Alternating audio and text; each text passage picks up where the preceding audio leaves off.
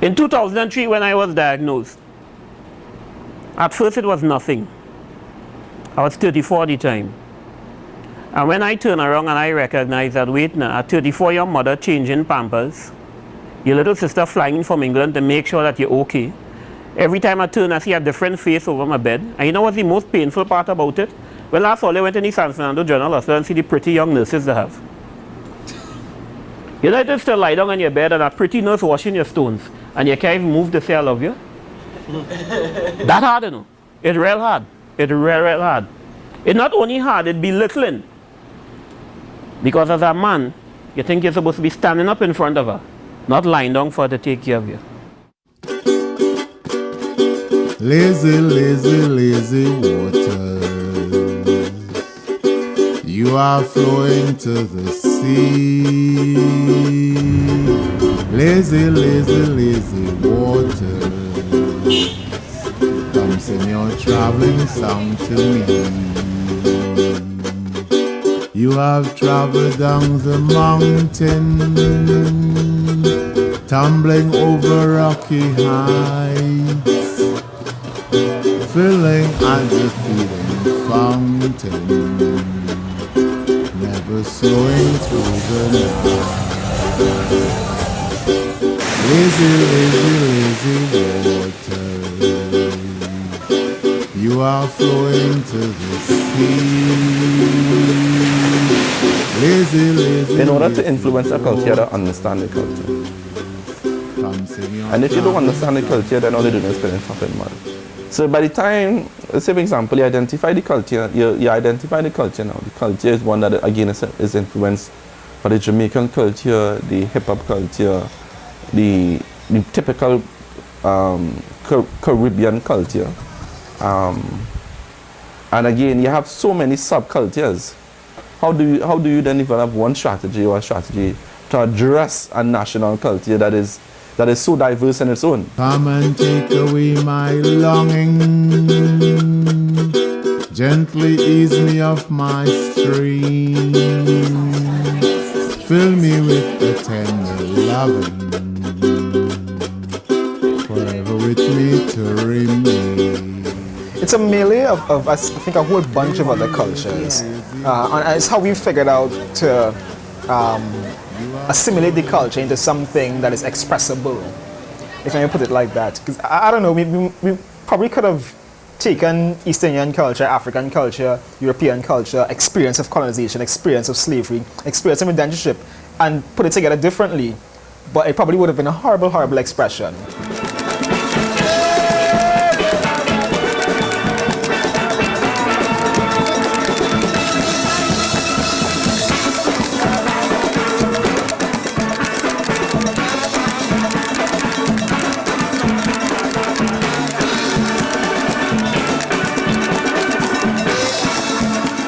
When I refer to culture, I'm speaking about our way of life in this country, which is fed by religious, ethnic, socioeconomic, and many other facets. It's how people behave, how they relate to one another within Trini society. And that's been our weakness and our strength.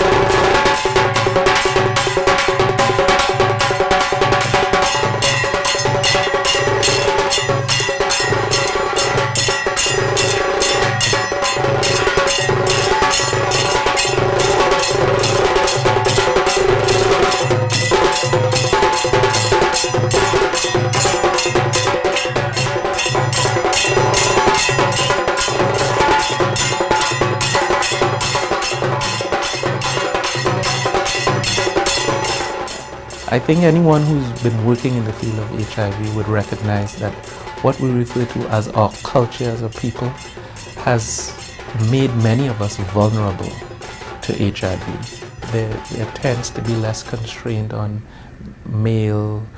multiple partnering among our males than among our females. And that has resulted to some extent to the vulnerability among our young women that we're seeing now, and the fact that infection rates are on the rise.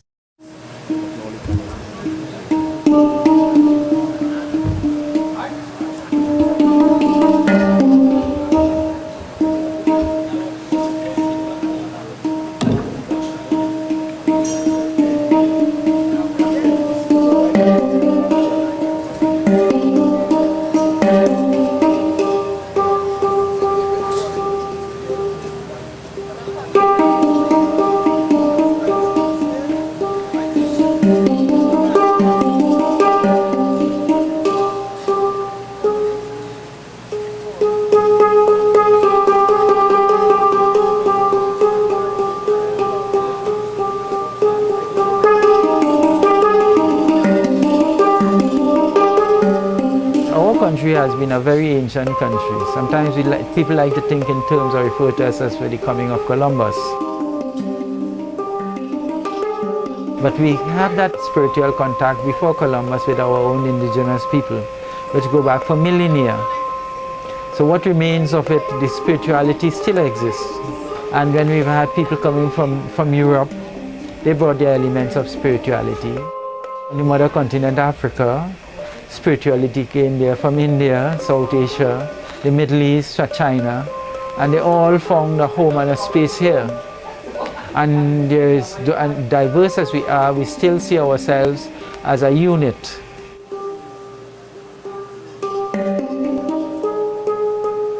If the traditions which I hold has established a firm base on which they can live and practice their life, and they do not practice that, it will have spin-offs as we see with the expression of the spread of AIDS. They adopt values that lead you away and put you into this matrix of occulty of death. I don't think it was meant to be that.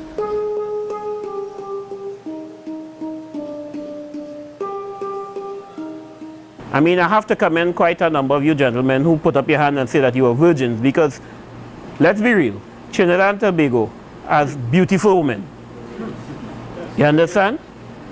And from Palo Seco go straight back to Debe. You know we have a mixed culture. We have plenty pretty women on this side of the country. And the men who could say that they are virgins, you're damn strong. I commend you. Because I know personally, I seen a pretty woman, I go fall short. I ain't hiding it to tell you.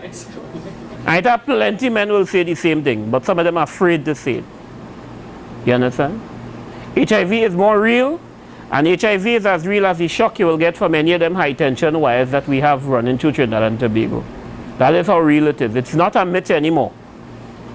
And for those of you who think that you can't get it, change your mind. I am a Caribbean baby, as sweet like a fresh Moby. Whenever the rhythms take me, I'm whining like Santa P. Oh yes, I'm whining like Santa P. Oh yes, I'm whining like Santa P. I am a Caribbean baby, as sweet like a fresh Moby. Whenever the rhythms take me, I'm whining like Santa P. I'm a virgin and I am proud. So what if I don't follow the crowd? I'm a human. I demand my respect. I make the right choices I will never regret. Sex, drugs and alcohol are not for me. I will uphold my integrity. I choose to refrain. I choose to abstain. I will not hold my head in shame. It's up to you to do the same. Very good.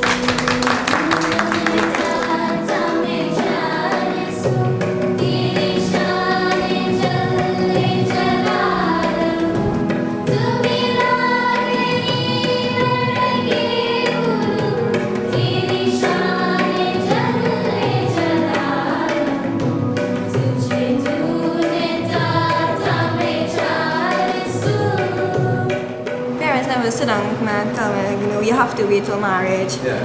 This is my belief. I believe in this. I believe that my husband should be the only person to touch me in this way.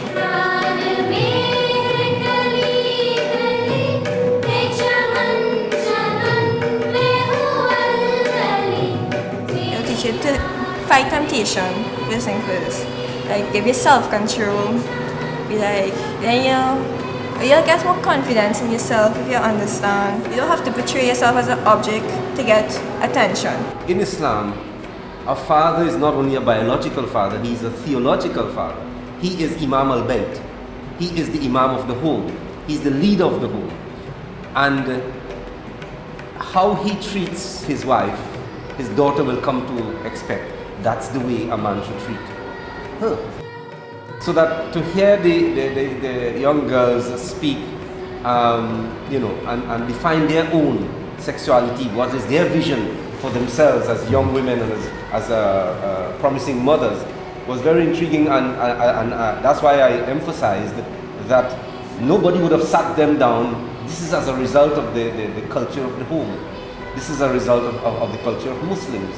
And to me, that is important in any attack on AIDS or all of the crime and violence, whatever deviant behaviors we are seeing in the society, I think it goes back to the home and what defines the home. Worldwide, we are aware that the Muslim community is the least infected. And I guess that will be the same here if we should extrapolate. It has to do with circumcision as a practice. They have least STIs, and it has to do with their lifestyle. And even if there is more than one wife in the community, it will not be able to spread out to other societies which are more open. Judgment! How we talk about? I said the gun thing no burn, the gun thing no pay. Then, the gun thing no burn. Who no hear what me say? Judgment! The gun thing no burn, and the gun thing no pay. Alright, the gun thing no burn. Who no hear what me say? Judgment! Life is a precious commodity. Why the youth them go run down all the vanity? And I go check for life for humanity. Emperor Selassie is majesty. Well the gun, well the better put it down. Don't make no blood run. Whether country down, tongue to tongue. Era like quick and move on John. See the gun thing now work. And the gun thing now pay. As soon as you start to be Rastafari, you start cleansing because a life like that. You know, you start to cleanse. As soon as you be in Rastafari, you start to cleanse your ways. Your thoughts, you start to change your eating habits, your drinking habits, all these things, because that is about now change. A change in yourself, which what you know, when you make this change, you will be of the world. You go be in the world and not of it. So certain things of the world will really affect you once you're Rastafari. It didn't really affect you, you know, because you go be living in a higher vortex, or a purer vortex. But there are many vortex out there, but it's the vortex you stand, you know. The vortex you stand must be always in your own self, always wearing your magnetic cape. You know, your magnetic cape come like through the powers of your chakra, you know, through the powers of your pineal. You know, you're wearing this cape, you know, you're untouched because certain things you don't touch out there because the scripture say, touch not, taste not, touch not. If you don't want to get defiled by certain things, you know, stay away. You know, not to say when you meet a woman and talk to she, but you won't touch, you won't taste, and certain things. I never saw that touch and taste something that mean your magnetic cape will lose enough current too because you know you get effect and you're going out so. That's the right principle. First, it's supposed to be a right age. It's, to me, as I always say, it's supposed to be a me before you be a we. You're supposed to learn about yourself, know about yourself, know to carry about yourself before you're thinking about knowing someone else and you know and going with other people and things. So. But it takes a while. What age do you think is a good age? I was like 25. Yeah. About 25? Mm-hmm. And what about for you? Still waiting on the right one. Yeah. when that time comes, I will make you know. Unto the Holy One of creation, as Jah was in the beginning, is now and ever shall be. Jah world without end. Jah Rastafari. Well, it's a very principled lifestyle. Yeah? We have to be dealing in principles because we hold laws and commandments and certain things. So we have to know to carry about ourselves as, you know, as women this in our age and thing. To have some young people and all too, they might find certain parts of the tradition might be a hold on. The way we just dress, we doesn't show off his skin. We tie our head when we go out there. No, I don't have any girlfriend, but I will say a lot of girls like to be my girlfriend, I should say. Okay. But the way how I live, right, is you could say I'm more family oriented. You know, I'm around the family. I might be more around the youths and them. I haven't been sexually active for 8 years. So you know they say you date and when you go out, do you like see girls? No, well, maybe a nice young lady might pass and I might say, yeah, baby cake, she look nice and thing, but I wouldn't entertain like to carry she out or any kind of thing like that. You know, say right now it's not that for me too. I all about the money too. Right now I am looking to heap up some money and do something with my life and see how, you know, because life is to live. I have it forever, you know, and that's why I seek everlasting life. I thought plenty time for that. John got in up and never listen at all. John got in wait until the body don't fall. And the mama and the poopa them a run and go ball. Ma come pick up body just after all. Funeral they run gang call. Anyone can become infected, irrespective of your tenets and lifestyle, once you become sexually active and you're not protecting yourself.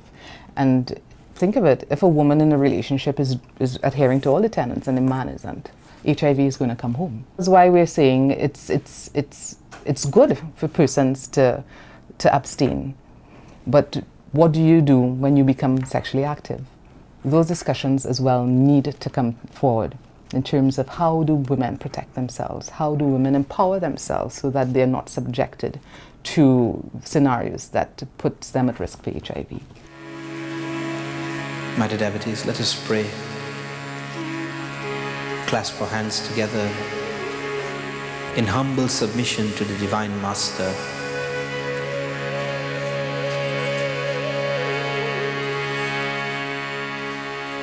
As we close our eyes, locking out the mundane world,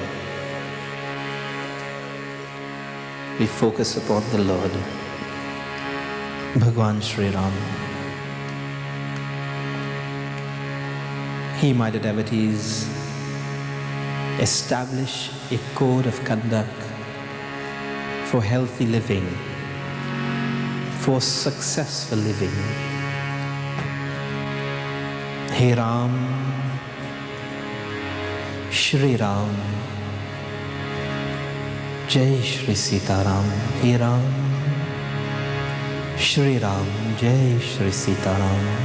I'm a strong Hindu. I consider myself to be a strong Hindu.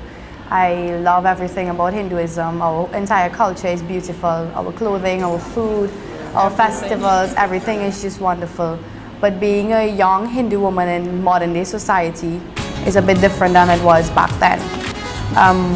Our culture on the whole has changed in terms of traditional clothing and everything like that. But to me, we hold on to a lot of our traditional values.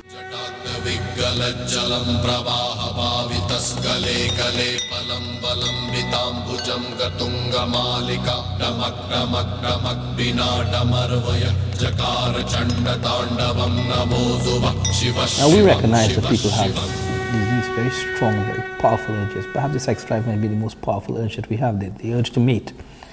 That can kill you. Because you go out, you have unprotected sex, you can spread that disease to someone else. So we're saying, listen, look, to live long, to be happy, no sex before marriage. That is one of the Hindu tenets and teachings, not now, as of ancient time, no sex before marriage. So it caters for a healthy individual getting married, getting into a marriage. So if you have two healthy people getting married, tell me where's the chance of spreading or causing the disease to grow, other than where it's reached. Have that commitment, with that person you are with, so in order to, be able to abstain. Because, if you have to be, faithful, you and that person. Because, if you are abstaining and he's not, that could make you subjective to AIDS. Do you trust your boyfriend? Yes. Yeah, interesting.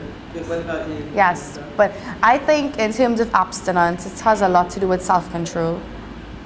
If you're a strong person, but spiritually also, and you put your mind to it, and you know what, I don't want to have sex until I'm married, But well, self-control. In Hinduism, we believe that.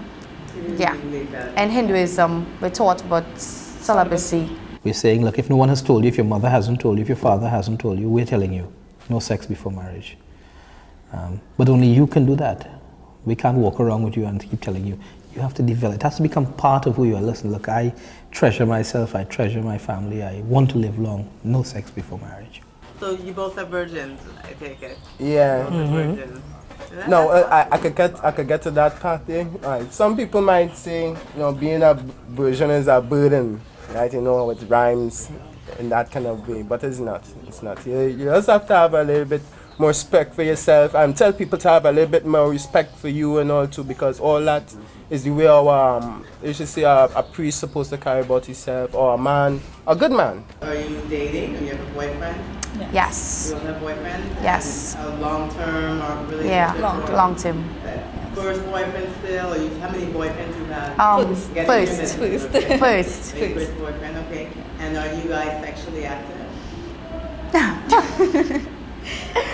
Do we have to answer that? No, you don't. Okay.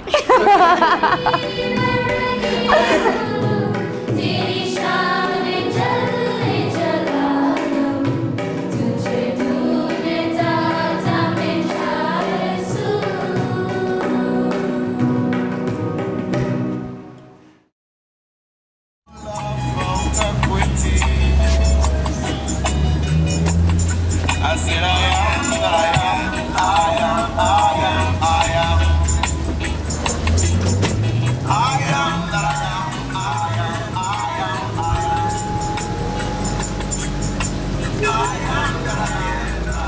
I make a phone call, she all the way from New York, and she want to pick me up in at the airport.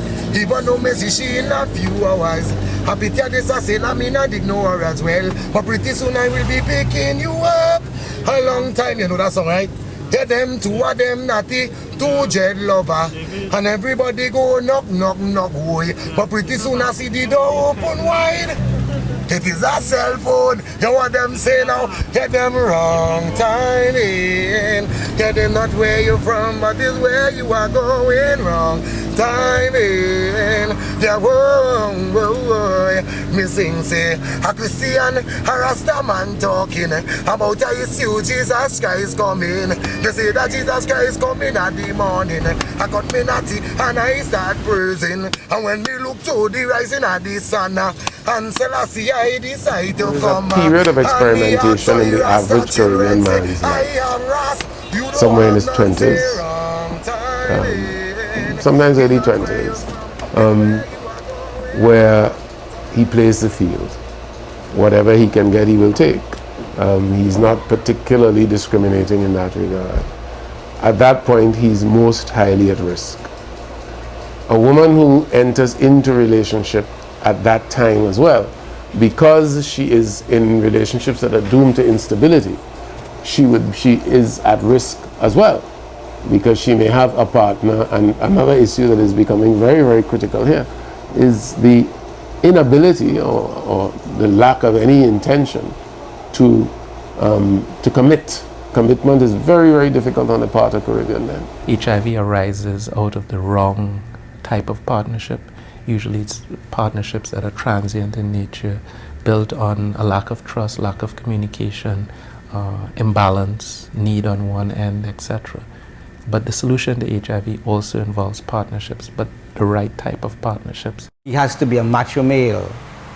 He has to have deputies, not one person at home. The macho man deputy central Mhm. culture, that's Miss Trinidadian or Caribbean in itself, or is that something that's worldwide? That can be seen across other male-dominated things? Yes, I think it can be seen worldwide, but we have it sort of specific in our own way. That's totally incorrect. That's totally incorrect. The Caribbean man is no more macho than the African man, is no more macho than the Canadian man, the British man, or the American man, or the South American man. There is no more sexual activity per capita in the Caribbean, or even in Africa for that point of view, in terms of making a link with HIV.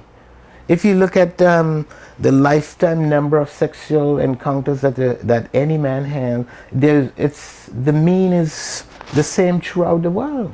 The biggest problem that I see here, that I come up with in terms of facilitating HIV and making HIV infection transmission easy, is untreated and partially treated sexually transmitted diseases. And that comes as a result of a poor healthcare system. That has nothing to do with man being macho or woman being promiscuous. Because we know that as long as there's a lot of untreated sexually transmitted diseases, HIV is easily transmitted in that circumstance. I want to particularly talk about serial monogamy because it's a pattern in which people change partners after being monogamous for a period of time. If, for example, a woman has a baby with someone and that relationship does not work out, after a few years she may change partners in order to have another partner who would help her to support the child. And that is where the serial monogamy will come in. So when you talk about promiscuity, people would not accept that as a message. You'll hear guys talking, and if you don't mention that you have a next partner or you have somebody else, they look at you funny. What wrong with you, boy? And you know, we have a saying in Trinidad, you can't eat the same food all the time. You have to try something different. But instead of trying something different with the same partner, they look to try something different with a different partner. And you know, even thinking about the macho image, where a guy will say, you know, boy, as a macho man, I could sleep with 15 different women. And you know my take on that, what I will tell you. If you can satisfy the same woman for 25 years, then you is a macho man. That's correct. Not satisfying 25 different women in 1 year. Because being able to stick with the same partner, getting that excitation from her, feeling that love and getting that feeling from her, and making sure that this is the person who turns you on night and day, through thick and thin. Woman body changes over a period of time. You might have married her and she would be slim and sexy, and all of a sudden she put on some weight, but you're still turned on by this woman. 25 years down the line, then that's a macho man. That is talent. That is... Friends and family, ladies and gentlemen, boys and girls. My cranium is quantum sophistically filled with words so as to expatiate my mental faculty on this auspicious occasion.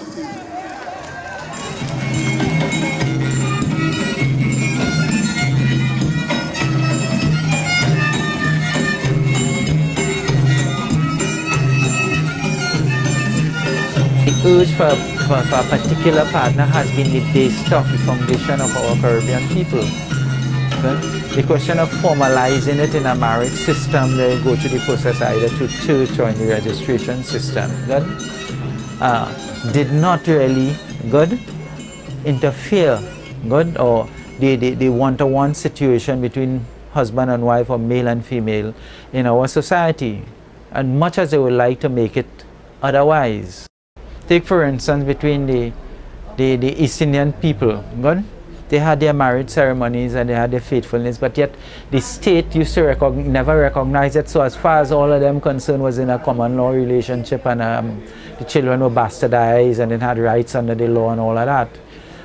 Right? These things have now passed. There are now Muslim laws, there are Hindu laws, there are Orisha laws, all have been, there are Christian laws, there are what I may call secular laws where people can become married. Now the question of people making use of this, they still have the overarching of the one-to-one relationship. Now Hinduism believes in and teaches for the one partner.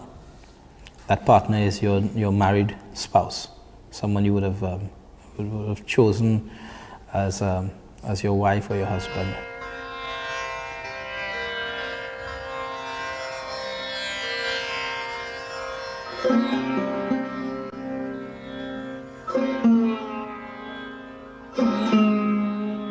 The saints and the sages, they've written their books called the Manusmriti. It's a code of law for how to conduct yourself. But that Manusmriti now is enacted in what we call the Puranas, or the history of the world according to Hinduism.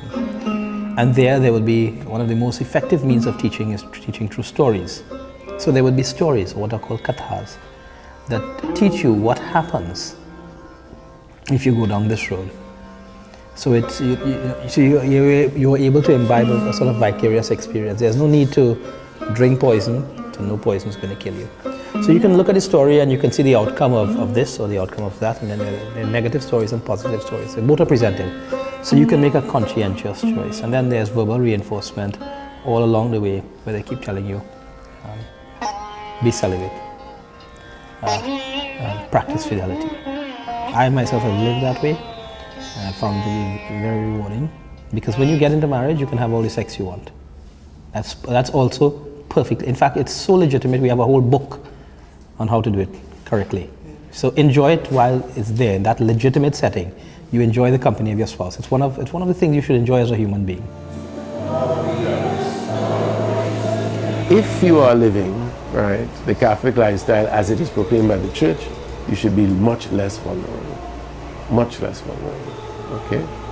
In the sense that the church proclaims monogamy as the norm for human marriage, for male-female relating. That you don't get involved in casual sex, because sexual intercourse is a sacred experience. So if you are living that, you should be much less vulnerable. The church also, however, acknowledges original sin, which means that she acknowledges that human beings are weak. Human beings will fail, right? And therefore, the church, in a realistic understanding of human life, has to acknowledges that, hey, there are people out there who are Catholics and who will not live up to the tenets of the Catholic Church and who will therefore contract HIV.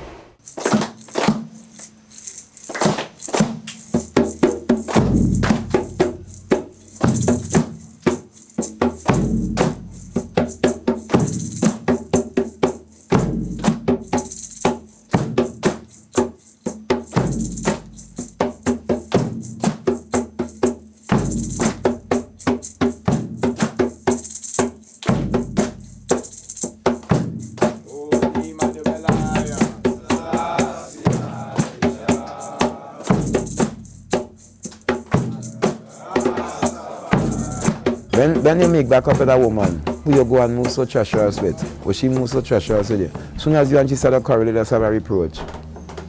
You know, the book of Timothy says people must never come together in this kind of way, and it's a reproach is taking place. It make no sense. You know, better you didn't come together again. That's why Jai said it ain't good for none of the different partners to go outside and break the marriage. You know, it's something like you go on, you and your wife, when you all come together, I come like all you come together for your health's sake. If you understand what I'm showing you, which part next day you might get bubbles, movements, you might get a glow on your body, a more different glow. You know, there's some people go into that and the next day they don't have no glow, nothing. You see no glow shine on them to know where you're going on, something take place. If you and your wife have a real union, the next day, it doesn't just about cheerfulness. Everyone does be kind of glow and a whole different vibe, because that doesn't release certain, you see endorphins? Endorphins, yeah. Natural. Endorphins. You know? And that then others come and bring back a preaching. Now you leave now, and you go in with other partners, you wouldn't get that effect. I want a virtuous woman to love me. I want a virtuous woman to take care of me. I want a virtuous woman to love me. I want a virtuous woman to take care of me. This order where we live, you know, laws and commandments, one wife. I have one wife. I'm showing you. I have one wife for about 16, 17 years. One wife. And that is the way I live up to today. And if I've been tested, I have no need to be tested. One wife. To be a king, you must have one wife. That's how your kingdom does start. And then you go a prince and princess, which is your children go become the prince and princess. But you must be living within a certain principle as a king for your children to become prince and princess. You can't say he's a king and a one-star wives and expect a prince and princess, because you got a bastard children and so on. So to really be a king, you could have a little 10 by 10 and you could be a king. If you understand, once you live within the principle of the kingly strength of his majesty, give a night to live, you could be a king and you know you're living out a road and all. It's just you have to know how to be a king in your own self. You know, and to know, well, look, if you are your wife, decide that a man can't be a king without a queen. In real, because you never see a king no without a queen. It's only Queen Elizabeth sees a queen and she don't have a king. That is Babylon way, you know? Royal Empress come. Let me hold you. The ideal is man meets woman. not the fairy tale ideal, right? And I think today more than ever, what I think is going to happen is that in your teenage years and your early student years, people are going to have to be helped to learn how to relate to each other beyond the simply physical interaction. And for me, that's one of the big challenges. How do we help people to discover that in your teenage years, friendship is an important value? That when you meet another human being, you do not just meet them as a body that you want, but you meet them as a person whom you admire, whom you find interesting, whom you get along with, whom you want to play games with, whom you talk with, and all that sort of thing. And those interactions, because getting AIDS is not the only danger in sexual relating, right? There's a danger that you might give your soul to the wrong person. And I'm not talking about your body. There's a danger that in being sexually active with a person, you suddenly discover that you are the kind of person who is really about long-term, deep commitment. So you give your body and your soul to somebody at a time when that other person doesn't even appreciate the gift that you're making.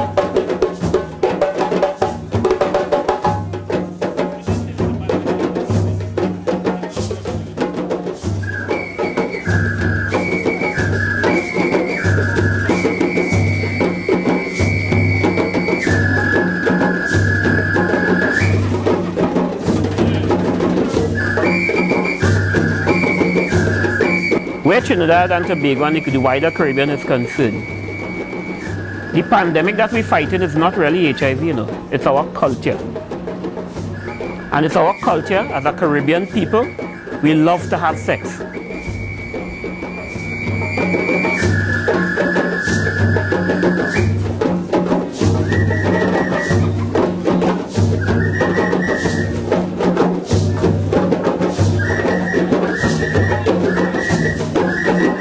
This whole thing about sex being immoral is something I have a problem with.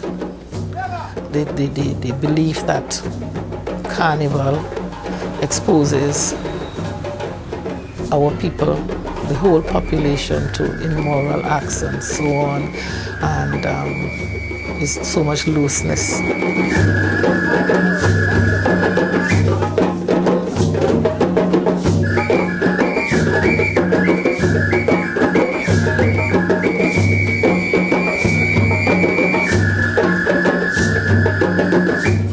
Most heightened sexually charged season.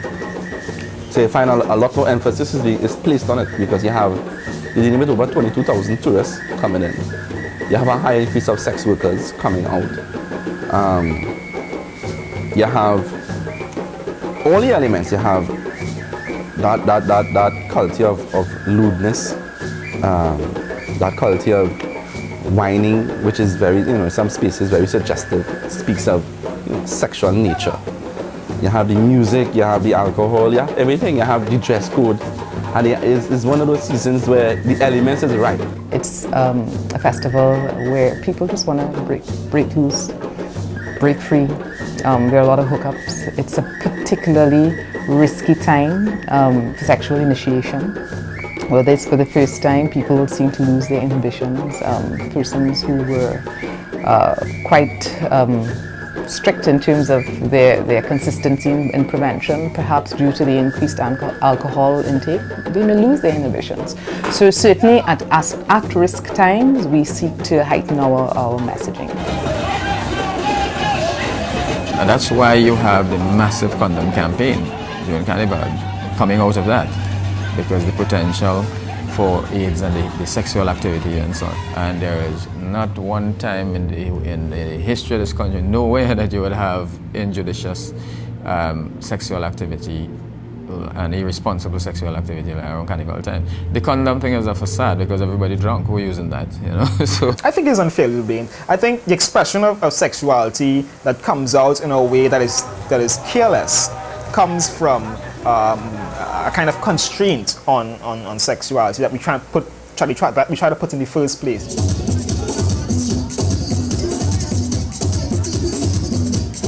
So it's a way that we can have something about us that is super, super important, that we can use to gain power, to create power, to have fun with, to do all these things with, that other people cannot police. And so when you get that period, that window of opportunity where it can happen in Carnival, bam, you know, we make mass.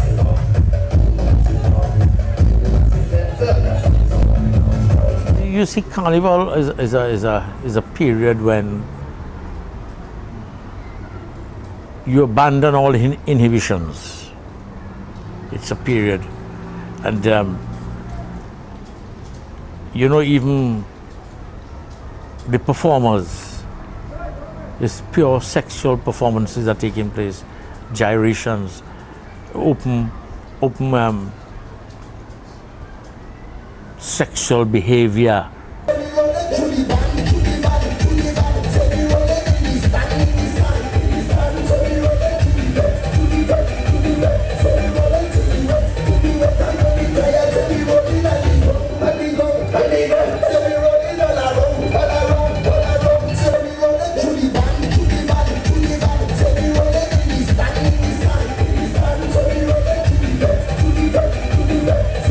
Well, I think that they have acknowledged that that Carnival and the Carnival type mentality that permeates sometimes the entire year caters for the spread of HIV. It's a time of wild abandonment.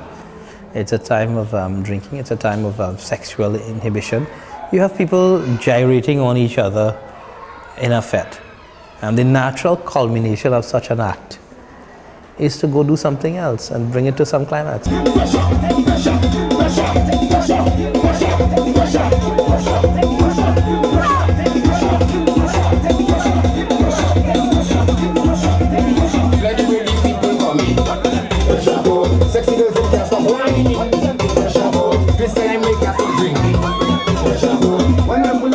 know, I remember the late Archbishop of Port of Spain, the late Anthony Pantin. I remember one year he commented. He says the Carnival celebration has been reduced to people having sex with clothes on. And to me that was a really profound statement that summed up what Carnival has become. It was not that. If you look at the artistry, the talent, the skill that goes into Carnival, mashallah, it's beautiful. But it is all of the peripheral activities and what it has been allowed to descend into. No, I don't buy that, right? I don't buy that at all, because Carnival is a few weeks at most in a year, right? When I talk to people, I don't get the impression that 90% or even 50% of the people who contract HIV/AIDS can trace their contraction of that back to the months before Carnival. We are a sexual culture all year through, right? People, maybe it's the warmth or whatever it is, but people are interested in relating sexually all year through. Added to that, the music culture is now a year-long culture. The fete culture is now a year-long thing. You might say that it's a carnival thing that is now overtaking the whole country. Maybe, I don't know. But it's not about carnival time alone. And what a lot of people don't realize is that Carnival is not only about the fete and all that sort of thing. Carnival is also about a lot of disciplined interaction in order to bring the mass into being, right? And when I think of the number of young people who are behind steel drums right through the night, hey, them kids could have been in somebody's bed.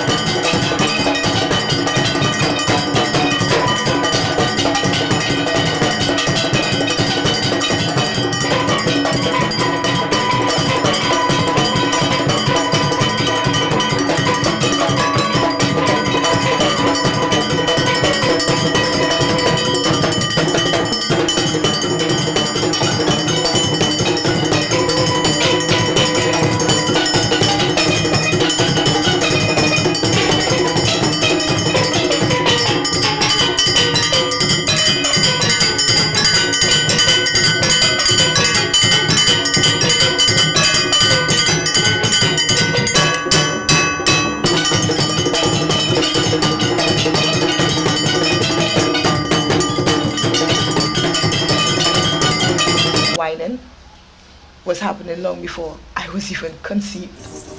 The jumping and waving was happening long before.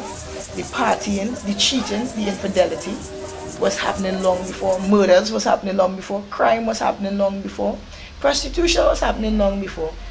Politicians outsmarting the people was happening long before. So how could you blame a generation that came into a culture that was set by older people? So come on now! Wait your rock! Got your rock! Got your flag! Got your rock! Got your flag! Got your rock! Got your flag! Put it back!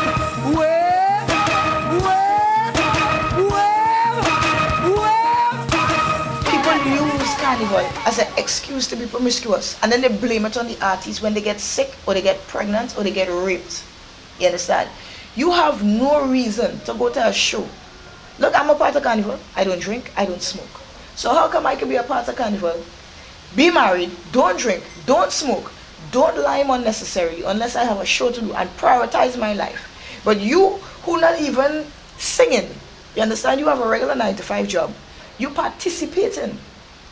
You are not an instrument where you're providing a service. You are participating, which means you pay your money, come to the show, and you decide you want to drink, get so total, have sex with the first guy you meet, and then say, well, carnival is responsible for me being promiscuous. How you could blame the artist for that?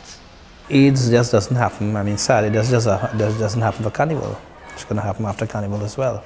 I mean, carnival may be a high point for the spreading of HIV because you bring all these people together, and self-control. People sometimes just don't have self-control. But we need to continue to go to the homes, go to the communities, bring people out, and we've done that successfully. Mobilize our community to come out and say, look, you know, your daughter could get AIDS. If you don't know that your daughter is sexually active, you need to find out. Your daughter could have AIDS. Your son could have AIDS. You're telling him be a man, and you're so proud, you know, you have 10 girlfriends, and they're calling him every day, but he could get AIDS. He could die. You burying our children, it's not one of the things we look forward to, you know, or burning or cremating one of our children. They're supposed to live long enough to cremate us and do our final rites. And when we have no children, we really have no future.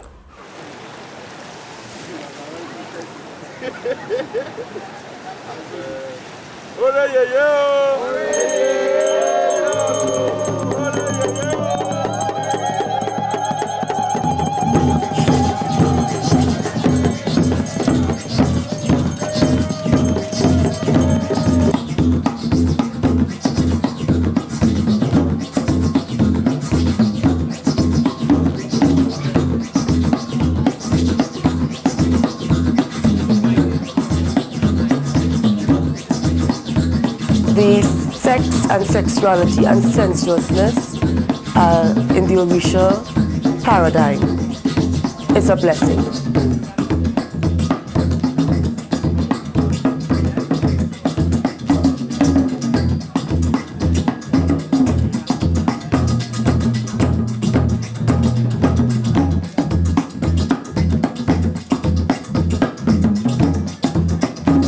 It's a positive thing.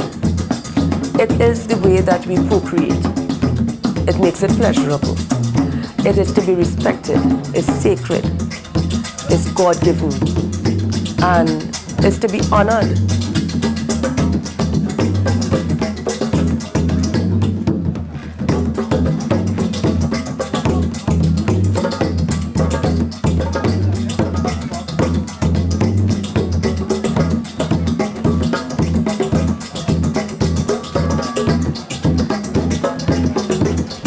Oshun, the deity that is the embodiment of sensuousness and sexuality. Oshun is also discipline. Okay, Oshun is discipline. Oshun has her own rules, her own regulations. Oshun is the embodiment of equality for women. Oshun is not just about her body. It's not just about your body. It's about thinking and using your head well.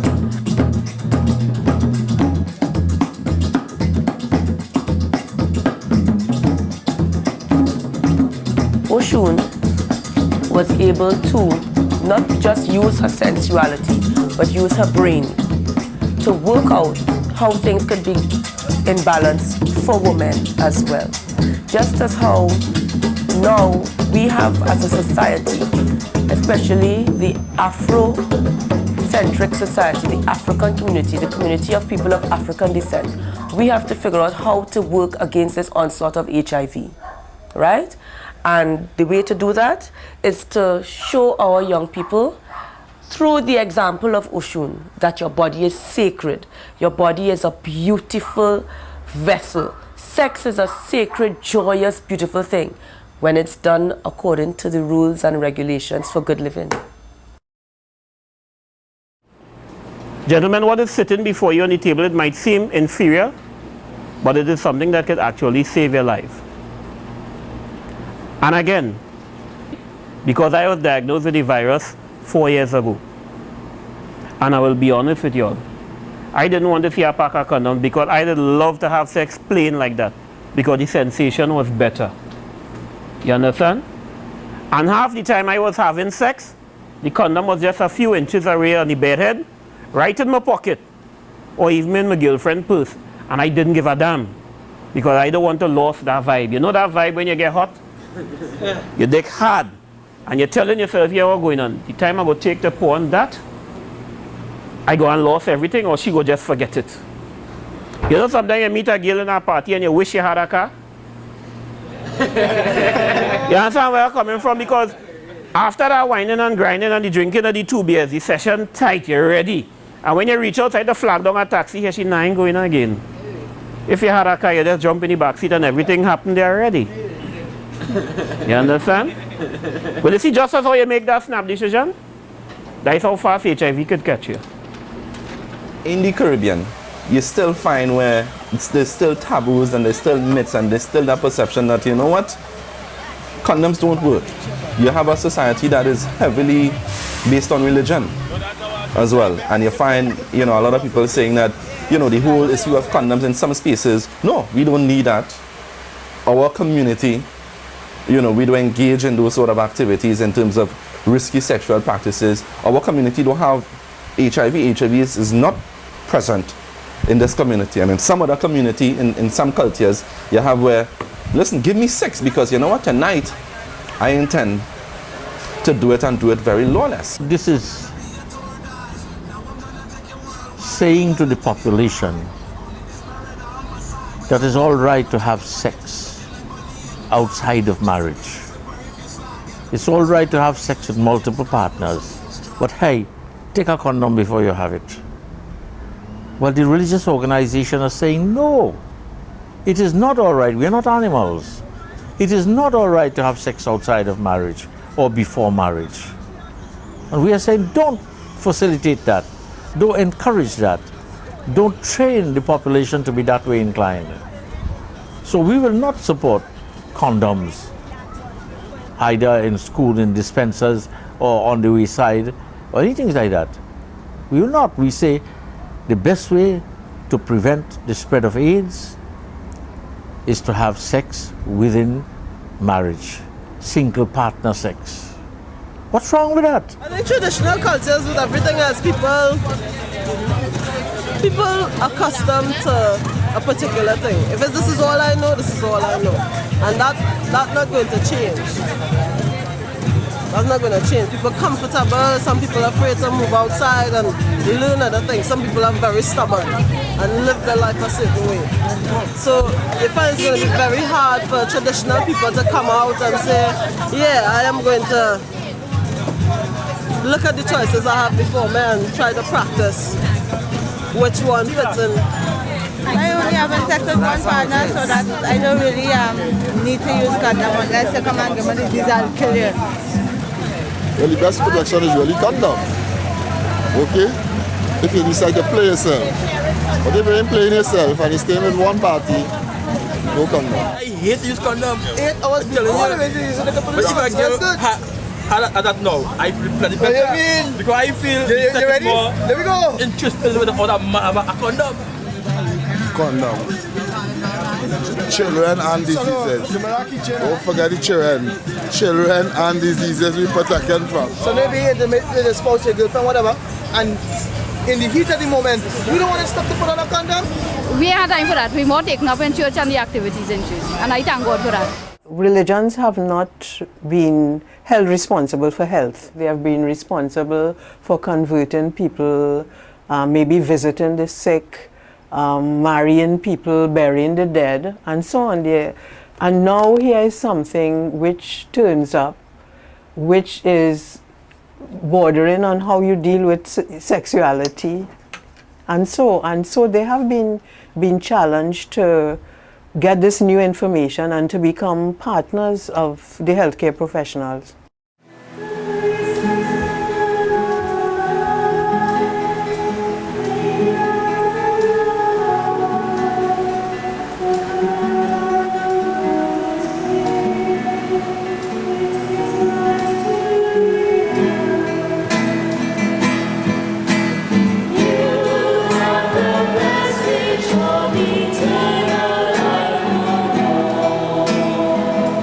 What the church has always said is that condoms are not the solution to the HIV crisis. Right? What I've always said is there's no such thing as safe sex. So you are fooling yourself if you believe that you're going to give everybody condoms and solve the HIV crisis. The research in Trinidad and Tobago is showing that in spite of all that has happened, most people, even people who are HIV positive, are still not using condoms. Right? So it's not the answer.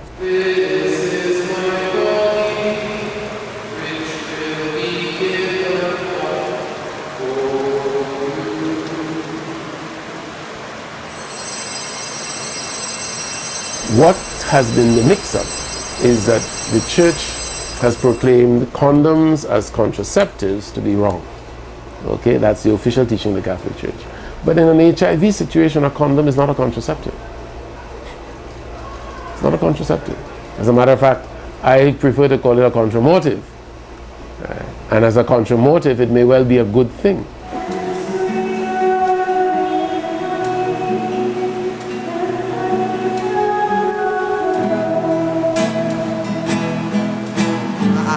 Like a priest, right? I have a choice to become a priest. Yeah. But it's more like, you know, you run your show with your choice. Like, you choose to serve on the altar, you choose to, you know, wear the gong, like that, right? And you have a choice. You could, if like, you don't know what you want, if you want to be a priest or you don't know it's like, if you want to be a priest or if you don't want to be a priest, right? If you don't want to be a priest, well, obviously you will have a girlfriend. Right, but if you want to be a priest, you would be single, but you would have a friend. Yeah. Somebody there with you. So make sure you're not gay. You like having sex? You don't have to be. You could be single for the Lord. You do everything about sex. Catholics have had a much freer sense of what the church asks of them than, let's say, your modern Pentecostal. Right? Because the church has always said virtue stands in the middle. Right? Extremes on either side are not what God wants.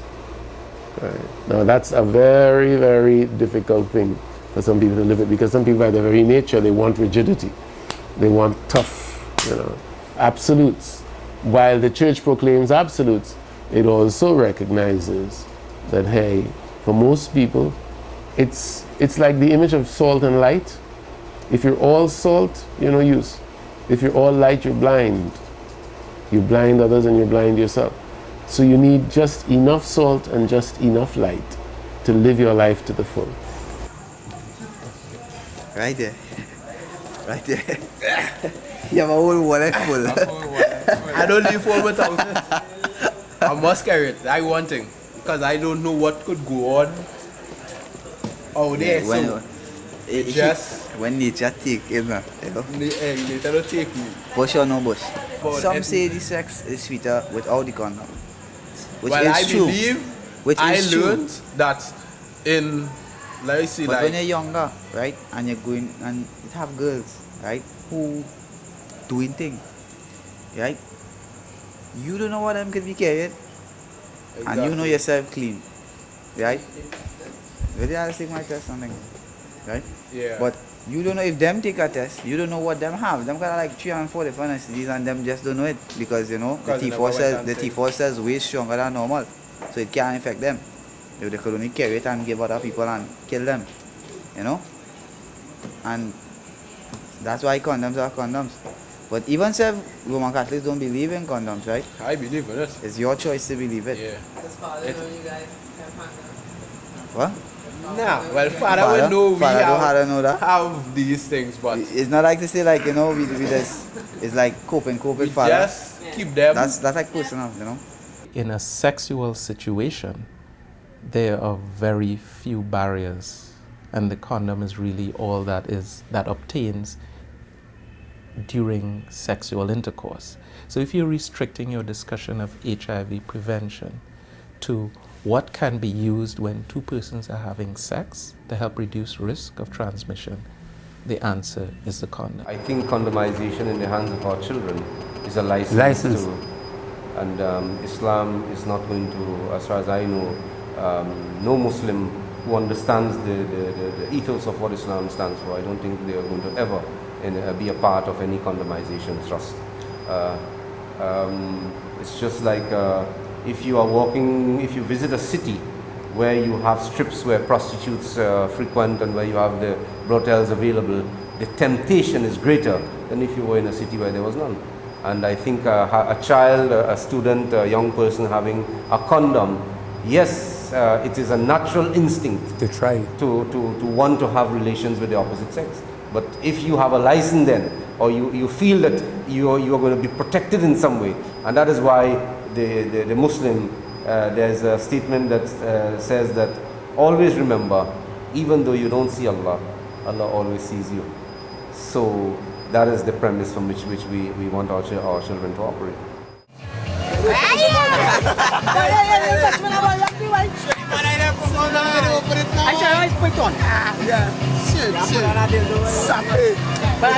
If they're really in the mood, they're going to put it on. Quick movements. Not too small, you have to put on the small piggy.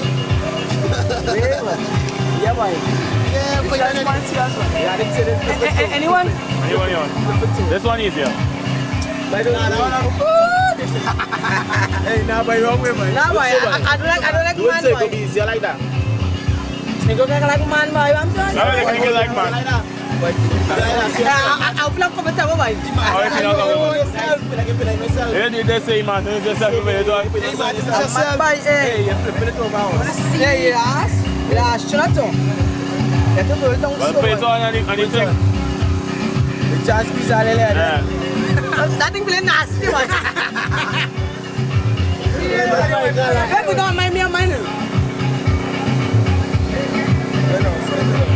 And you like man, but I don't tell you. We had a show, yeah. Right, you put it on. Out and bad. Alright, you make a lot of mistakes in your presentation. There's a huge reality to the fact that, you know, it is unprotected anal sex is more risky than other unprotected sex. Which I ask everybody this, is it better condom? You always use condoms? Yeah. No, I don't always use condoms. Always, but I haven't always used condoms. Let's say 25% of the people who have sex with who use condoms and the other percentage. Would you prefer raw? 25%. Well, let's say that's a huge. Oh my God. No, let's say it's on a 50%. That's even kind of big. No. Oh my God. Let's take it as just imagine a 50%. Okay. And 25% of people who have sex with you use condoms, and the other 25% you don't use it. Where do we next 50%? No, we're not going to 100%. Let's just take it half percentage. Okay. Did you guys use condoms when you were together? Because we're monogamous. When you were together, you were monogamous? No. But we used, we used and not, we didn't use condoms all the time, but we did use condoms a few times well. Yeah. And you cannot trust your husband these days. And my daughter is doing a play on AIDS. A boy go have sex, so no matter what you're going to have unfaithful times at some point or next. But the main point about it, even though condom is not 100% safe, at least you still try to protect yourself. Yeah, I protect myself at all times. Yeah. Even with your husband? Even with my husband, because I'm living in Guyana. My husband living in Trinidad. So I don't trust him. No. I don't concern, I don't trust him. You can't even trust your own shadow. If condom is 89% safe, right? One condom, then use two. I wouldn't actually go for the feeling. I would go for the facts, which is it is safer to use condoms. The motive of men is if they're having sex with a woman, they want the sperm to rest on the vagina. When you having sex with a man having sex with a woman and he use a condom, he's not having sex with the woman, he's having sex with the condom. That is just plain nonsense. You see, there is no enjoyment there. And nobody had tied me up in that.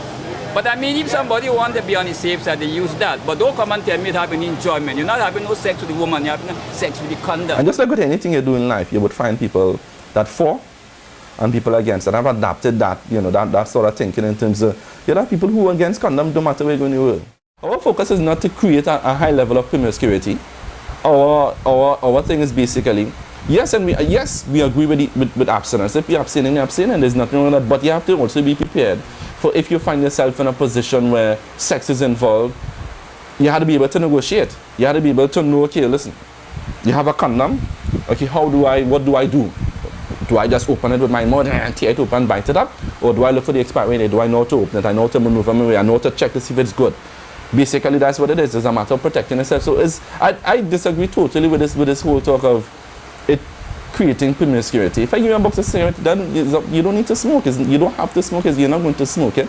If you choose, then you know, okay, what the methods are. You have a condom. If you find yourself, because at the end of the day, we're all sexual beings, whether or not we want to admit it, yes or no. We are sexual beings, and at the end of the day, young people, in some cases, some communities are going to be sexually active. Whose molding is this? Because I find it to be quite large. Yeah, but that is nobody's molding. That's just like, that's like probably about that. Well, I know they do it with penises.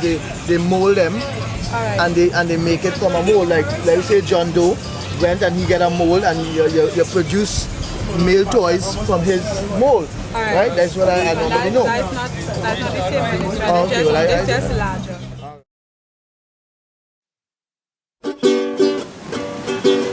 Them days are coming back in my mind. Them days that pass a long, long time. Them days were really sweet. Them days were hard to beat. Them days are coming back in my mind.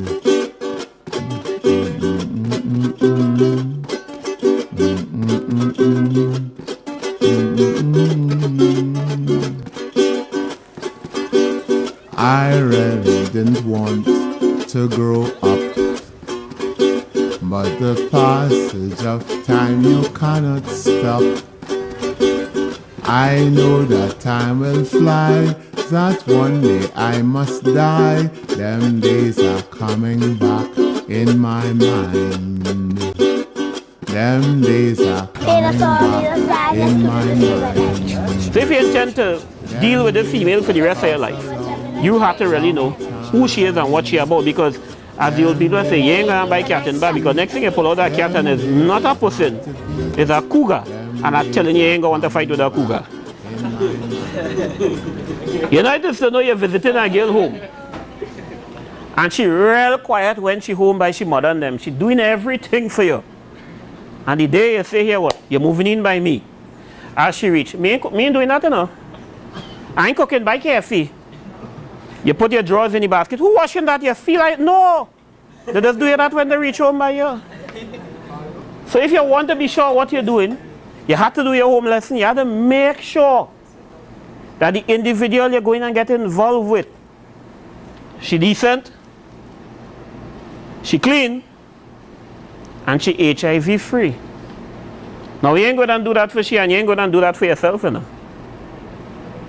Now it is advisable that ever so often you take an HIV test once you're sexually active. And for the virgins, I don't want you all to take this lecture to tell you don't have sex, you know.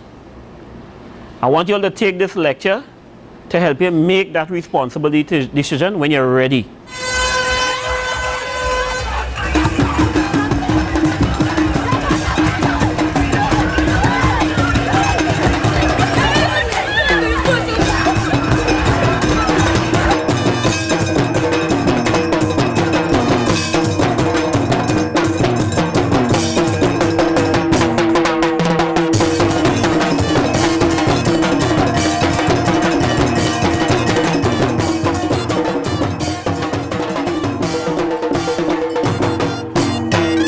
I don't think that's awareness when someone just screams out, get tested. You know, I think it's awareness where you get that self-awareness. That's what the awareness is about.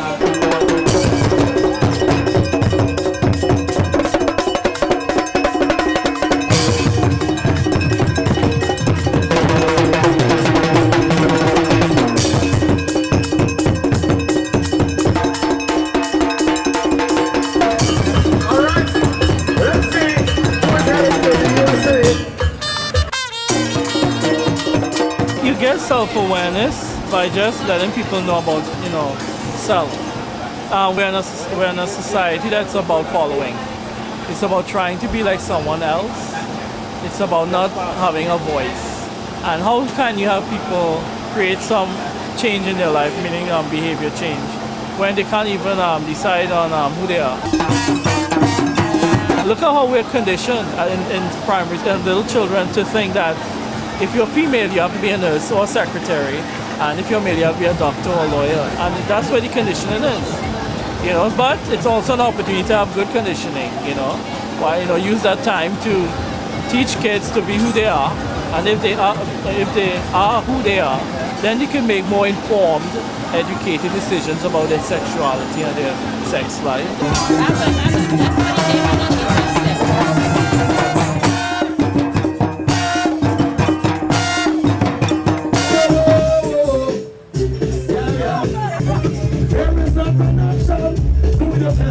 Some people don't want to fall, pick up your chest. Yeah, but now they can speak Congress and they like the doctors. But I said, do the test, yes, do the test. Some of them want to go to flex, but them not do the test. Yeah, they're picking up a young girl who never they do the test. Yeah, and now she getting spent because she never do the test. Yeah, she lie down in a coffin, but she never do the test. But if you take the test, and then she take the test, you might at least she can see the also find the rest. And if you get a better, tell it me you get the best.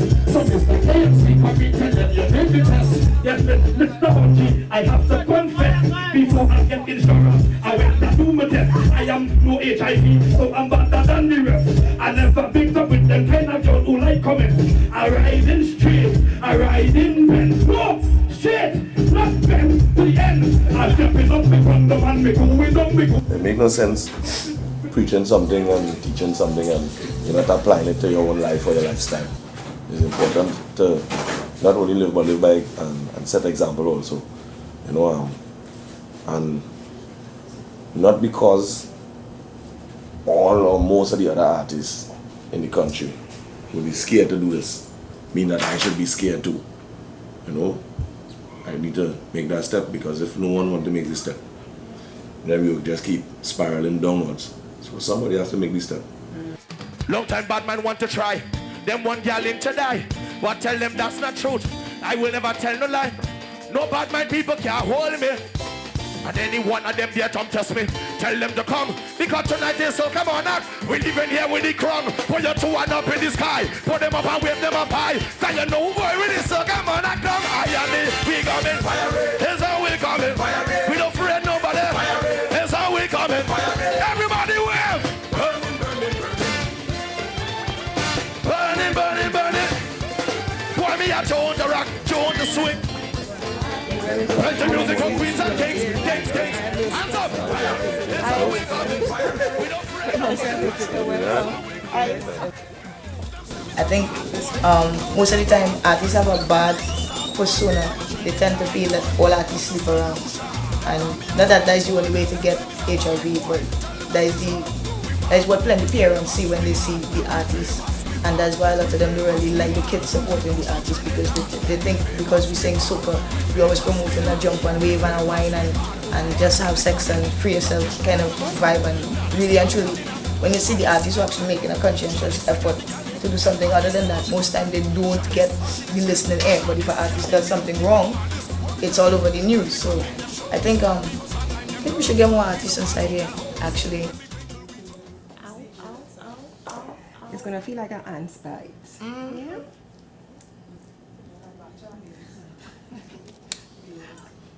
Yeah, more like a ants with some serious pinching. Ladies and gentlemen, I'm about to be stuck. little stick. Oh,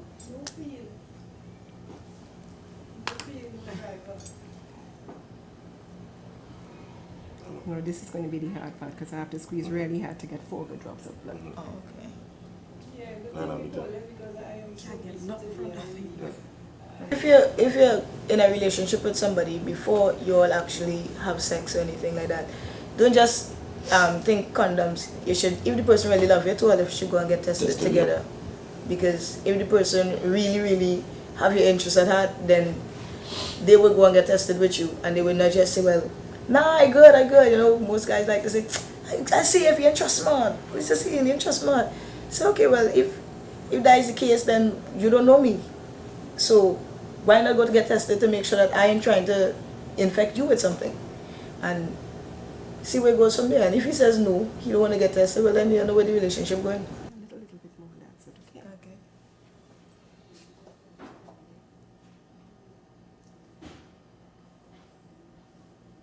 Okay. And then you're gonna just press this. I want you to press it for me. Great. And then of course it's 2 drops. We should shelter some of the blame in that we focus too much on trying to make our own career successful, and not realizing that we have people, younger people, looking up to us. And you know, sometimes we might make a mistake and we know it's a mistake, but just we don't admit it. They think it's actually something that we're meant to do. So when we have the people listening, I think it's our responsibility to actually talk about positive stuff and actually educate people about certain things, that because we have the audience, we have the people listening.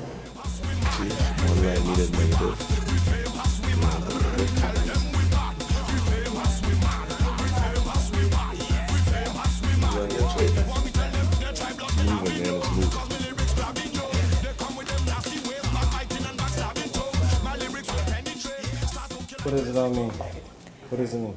It means that it's a negative result. Once we have one line, it means that the kits are working well and the person is negative. If they were positive, there'll be another line here by the T, which means... But the test that you do is going to cover you for your past 6 months, beyond the 6 months, and that 6 month period. So checking back the 6 month period, you'll see where if you were exposed within that period. So if you know you were exposed within that period, then you can repeat your test to ensure that. But the whole thing is, as I tell people, focus on HIV and prevention and remaining negative, because that's what we want everybody to do the test. But when you get your result and it's a negative status, you have to maintain it. Instead of making us a pendant and hanging it on a chain, perform the whole carnival next day. Hello, jump and wave. If you're HIV negative. HIV negative.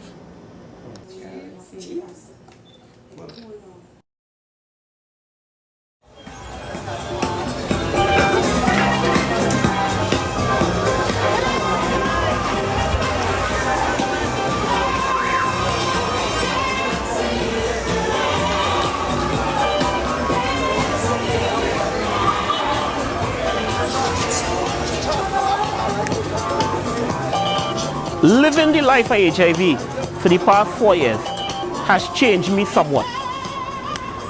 It has changed my life in a sense that I focus on things that I used to let pass. You understand? I used to look at a lot of things as though it was just easy going. I didn't care about it. But I have to live a better life now. If I want to stand up here and talk to people every day, I have to eat properly. I have to make sure I take my meds. I have to make sure that my mind cool. I ain't taking no stress no more, you know. In Christmas of 2003, I gave myself a gift for Christmas. I bought a brand new scissors. Anything that is not profitable, it can't bring nothing to me, and it's full of shit, I'm cutting it off. You have no place around me again. And I have changed my life somewhat. I still see all the pretty girls out the road. But you are just there to amuse my eyes. I don't look at women for the physical anymore. I'm looking at you deeper than that. I had to see something inside you that would actually cause me to come your way. A sexy body, a big ass, and some nice tits can't catch me again. You gotta bring more to the table than just that.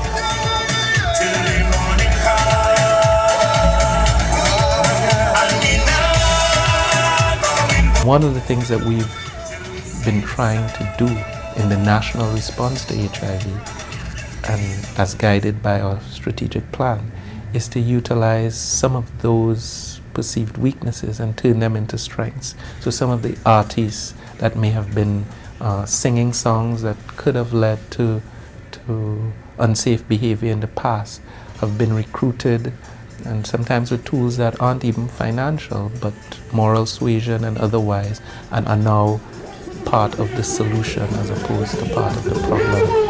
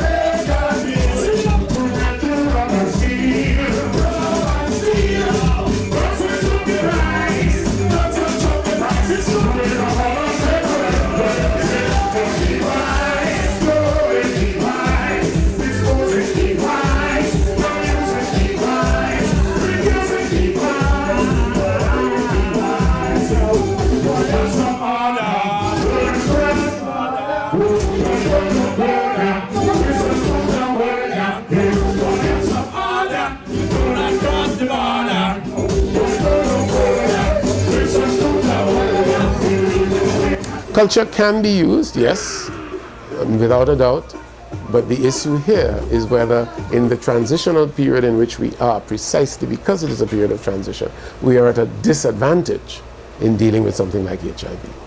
And our Catholic Church falls into that category, that it's still caught up in a set of tenets that you bring in, that have been brought in. It's true you say they come out of the scriptures, that it's part of the Word of God, yes, but it's part of the Word of God in a cultural setting.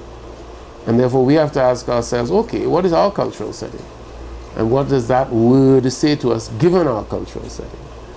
And I have no doubt that we're going to have to develop rituals again around, for instance, our confirmation ceremonies and so on, which help young people to see different ways of relating. You have to do the kind of work that gets people to realize that they could carry a message to their network. If each religious denomination begins to have a social ministry, they will be able to reach people. Tvameva mata, cha pita tvameva, tvameva bandhu, cha sakha tvameva. All together. Tvameva mata, cha pita tvameva. And I think culture is going to be the effective delivery tool. And I also feel that you really need to give the resources to the people who have the means to deliver the message, who are in touch with everyone. Governments are never really in touch with anyone. Governments would put an ad on the television and they don't know who's looking at it. They put an ad on radio and they don't know who's hearing it. But the priests, the pundits, the cultural workers, the NGOs, the non-governmental organizations, we work on the ground. We come into contact with the real people. If we were paid to do the state's work in terms of report to an office for 8 hours and work in our communities, then I'm sure that we would be more effective in delivering the social vaccine. where we could say, look, you know, you need to be careful, you need to stop, or you need to change your lifestyle.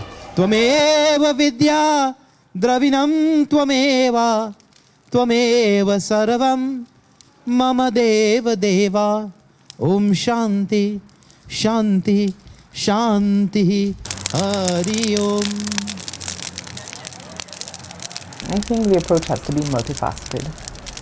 Certainly it has to start in the home. It has to be reinforced in the schools. It has to be reinforced wherever we worship, but it has to be reinforced quite holistically. And we have to keep on in the good fight in terms of making sure that we advocate with the right persons for holistic education on HIV and AIDS, advocate for parents to really build that relationships with their children so that they don't get misinformation from elsewhere, but parents need to educate themselves as well. We have to advocate with all our stakeholders, government, with our faith-based brothers and sisters, with everyone, because we all are part of this epidemic, pandemic. We're all a part of the national response to HIV and AIDS. I've got the fire to burn them out. What you wicked evil people, them a run of them out. I've got the fire to burn them out. Ceaseless fire with the people that shout. I've got the fire to burn them out. What you wicked evil people, them a run of them out. I've got the fire to burn them out. Ceaseless fire with the people that shout. No time to play, the fire a go burn it down. No romping, no busting, and no circus slam for your fun. Anytime it come wrong tongue, it's teaching me, now play around. It's me. On the top of it, oh yes, we got it all there, okay. I've got the fire to burn them out. What you wicked evil people, them a run of them out. I've got the fire to burn them out. Ceaseless fire with the people that shout. I got the fire to burn them out. What you wicked evil people, them a run of them out. I've got the fire to burn them out. I put the game as a bronze with expensive rods. Spirituality, you know, spirituality within the reality of the laws and commandments. You know, the laws and commandments. Because if Trinidad was holding the laws and commandments of God with the churches and things, we'd have a better society. You know, we've been down no sort of separate families neither. Husbands and wives would have be people holding commandments, God-fearing people. You know, because the whole place, you know, whether everybody have a strength of God in the house now. You know? So when I say the best thing for the people of Trinidad is to hold the laws and the commandments and eat right, live right, be true to yourself, you know, because we and all can find a solution, because the solution is on ourselves to live right and to know we are away from anything that could destroy the body and the soul now. I ask that sickness will not be amongst us, that we remember the herbs of the land for our healing and will not turn to medicine or injection or so forth. At this time that AIDS will no more among us. Culture is an excellent tool. Culture is an excellent tool. When I say culture, I mean that you're coming with a program that speaks to what people have been doing successfully over a number of years for them to be successful. You don't come and tell me about just abstaining and you just leave that in a vacuum. No. Come and say that parents ensure that you have a network for your children. If it's not a relative, we have been successfully using the extended family. Create an extended family for your children. Speak to them honestly about their bodies. Don't come with any hype. Use people in the community who have been successful doing the traditional things. Bismillahirrahmanirrahim. Alif Lam Ra. Kitabun anzalnahu ilayka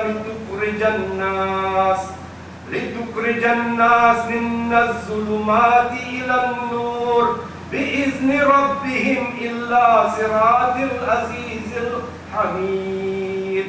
I believe even in our preaching and meeting and treating with the challenges of the postmodern era, that's what I was talking about, the principles, the golden principles, we need to go back and teach that first. To call someone and say, stop drinking, don't fornicate, stop being your licentious behavior, it's not going to work until they know God, until they understand that what you are doing here is only preparing a place for you in the next life. So therefore there is need for our people, particularly our young children, to be aware that you come from a great heritage. Good? You don't have to copy, right? The values of all people, education, knowledge, good habits and practice belong to everyone. But if it practiced in Asia, Africa, China, India, this is our heritage. Good? This is part of our belonging, we think in terms of one humanity. Good? So they won't have to go aping and following people and to be disrespectful, as some would say.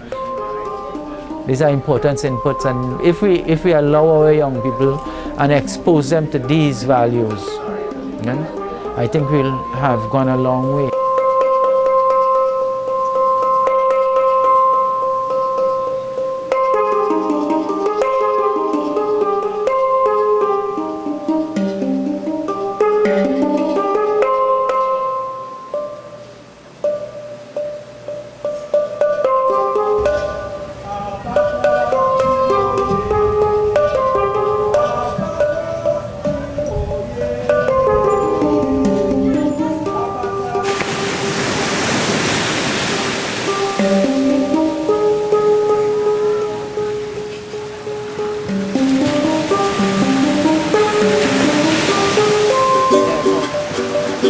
Lazy, lazy, lazy water,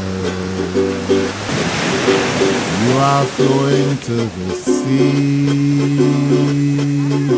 Lazy, lazy, lazy water, come sing your traveling song to me.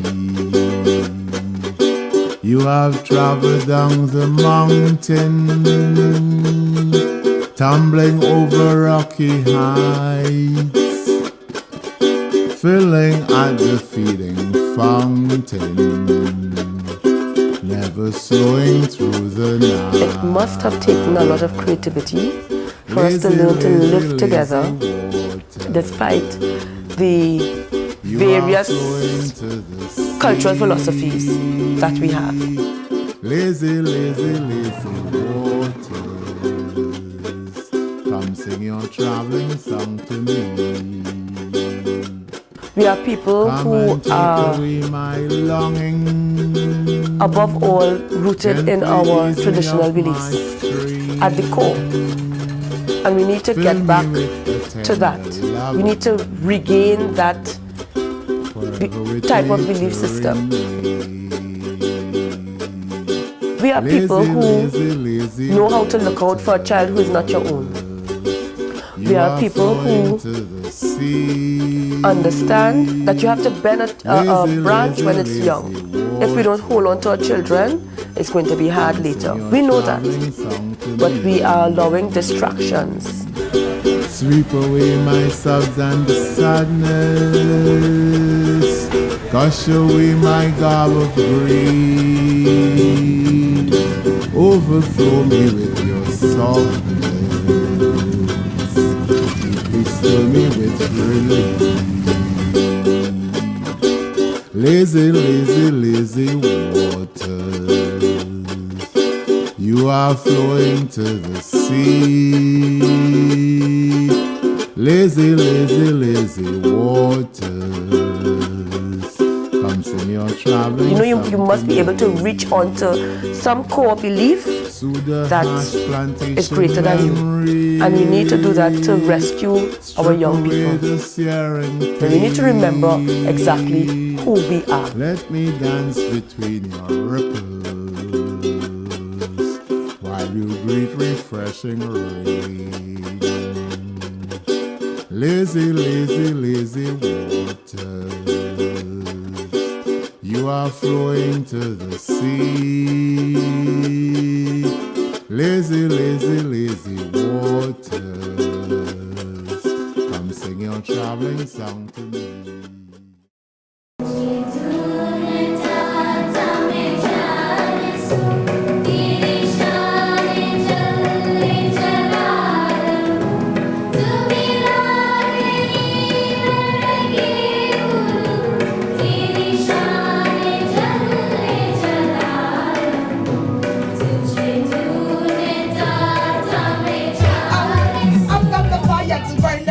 Watch the wicked evil people them a run on them out. I've got the fire to burn them out. Ceaseless fire with the people that shout.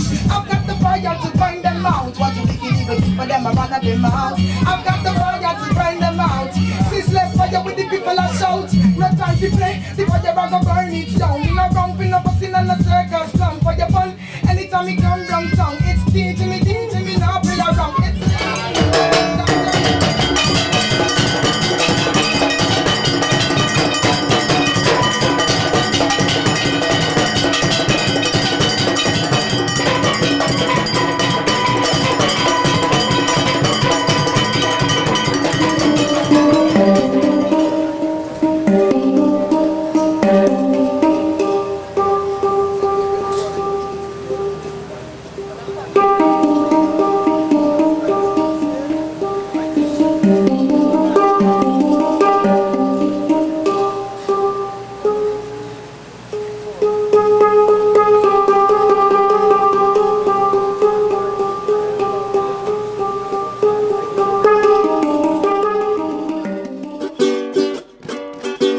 Them days are coming back in my mind.